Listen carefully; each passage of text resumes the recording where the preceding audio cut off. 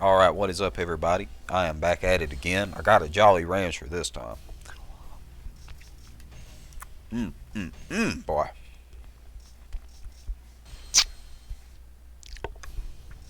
That's some good stuff right there. I don't care who you are.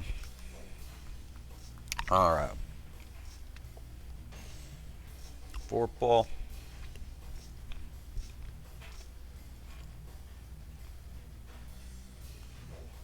Damn. Seems like another pretty good setup. I think I'm just going to roll with it. Unleash your rage, my chosen children. I love the OS for this level. I hope you can hear it pretty good. I played around with my audio. I felt like I was in a pretty good spot, but sometimes by the time you get it uploaded, it still doesn't seem to turn out quite right. But The volunteer forces will break through the middle and join the other two forces.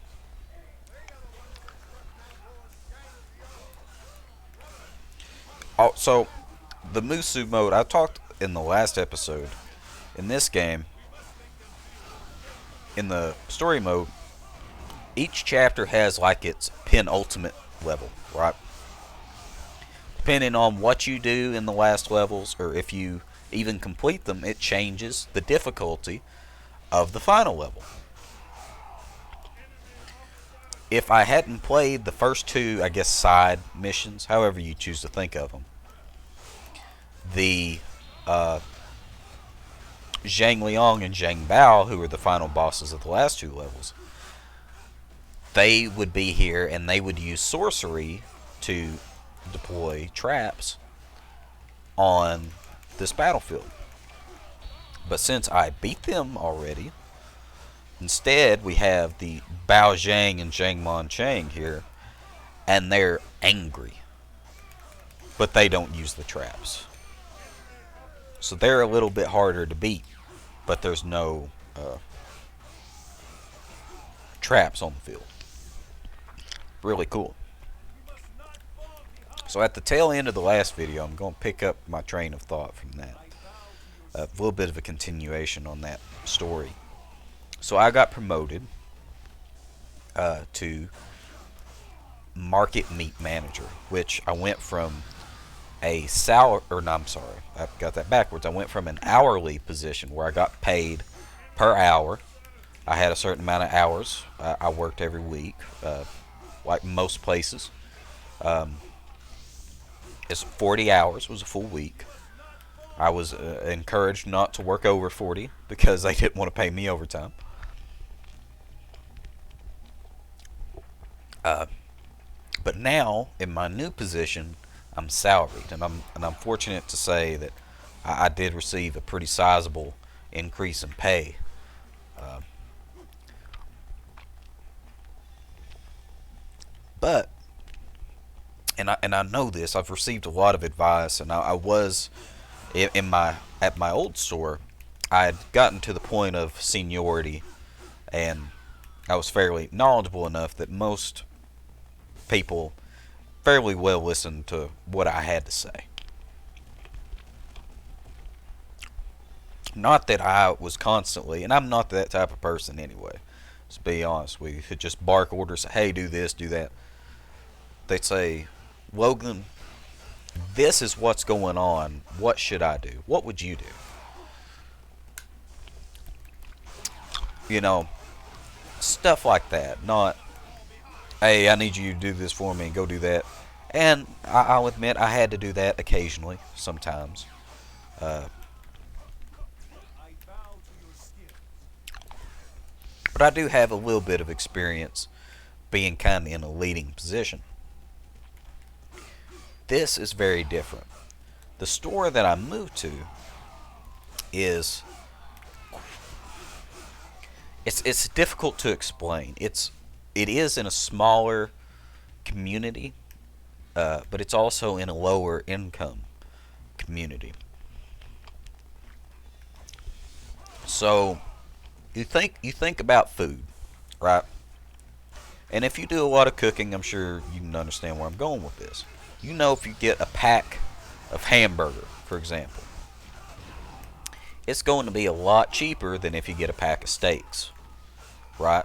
Now, of course, people still love to eat steak. Especially us Americans. Americans like to eat, period. But in the new community where I work, there's so many people that to get a steak, it may mean not being able to make sure everybody gets their fair share portion wise. If they got kids, they may not be able to each get a New York strip steak, but they can all have some hamburgers or meatloaf or whatever, spaghetti, stuff like that. Something, where you can take what is, relatively a small amount of food and have it stretch a long way. That's a big priority for the community where I work. When they get food, they have to bargain shop. They got to look for deals and so on and such forth.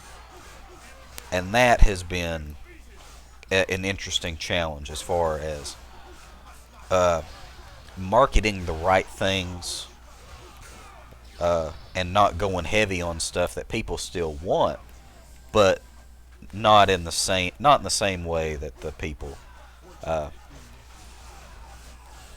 Rocky, not in the same way that I'm used to. Anyway, what has also been interesting is when you're the boss and you have these different personalities of people that you work for, and you have to learn how to speak to everybody, learn how everybody thinks. Not so you can manipulate them or whatever, but that you can get along with them. Make the most out of them. Put them in a position to succeed. If you put everybody else in a position to succeed, then you as a team will succeed. And that's ultimately the goal, right? My thinking is, as a manager, I want people to not dread going to work every day. I dare say, I want them to enjoy what they do, as best they can. I don't want them to feel overworked. I don't want them to feel unappreciated. I don't want them to feel so stressed out that they feel like they have to quit.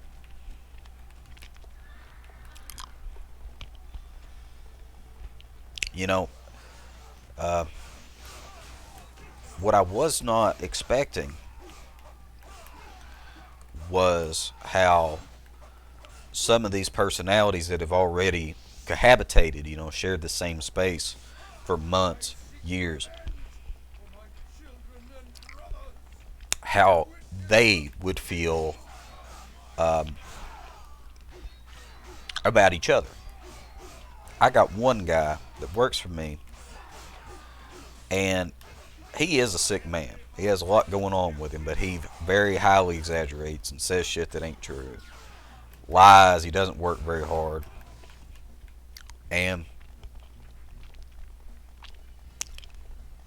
the other guys that work for me, they hate him to the point where it is a distraction, because they start talking about him, they get cranked up, they stop working, they vent, and that's not good. That's not something that you want.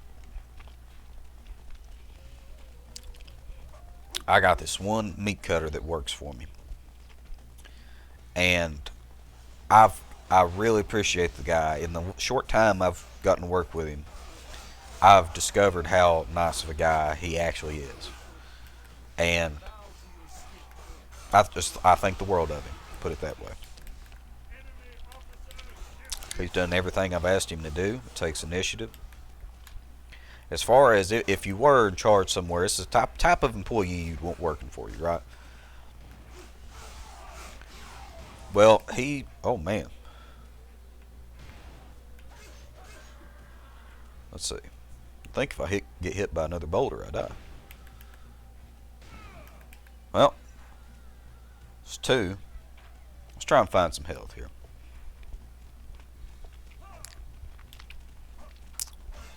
He actually got in trouble because this one guy that they all hate, right? He told him that he would put him on the bandsaw, which, in case you don't know what a bandsaw is, imagine a giant table that has a U-shaped blade that goes all the way around it.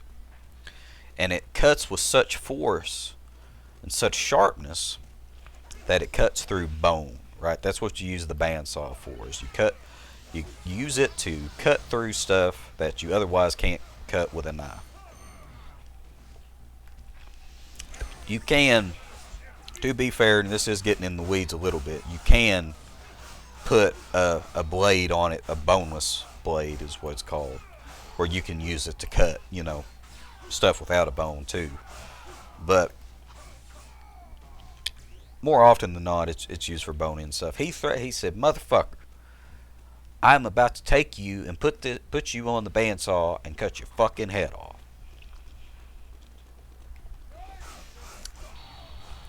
Now, navigating that relationship has proved to be a challenge. Especially because the guy that everybody hates, he doesn't do himself any favors. As a matter of fact, I've been pissed at him a couple times myself for laying out of work and not doing his job. It puts everybody in a bad position. And he doesn't seem to care.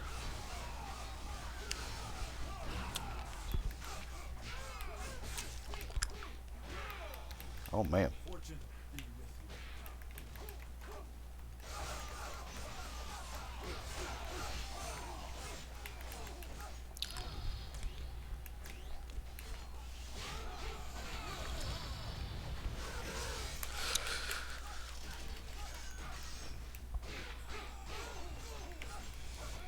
Man, that's going to get me killed here sooner rather than later, I'm afraid.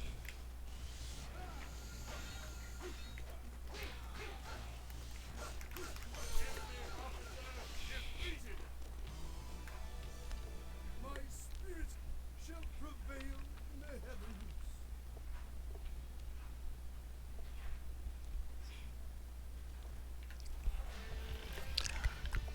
He ain't going to be in Dynasty Warriors 5. He was, actually, though. Logan ain't got no time for this. Well, I went as slow as I could, and I still ended up going too fast.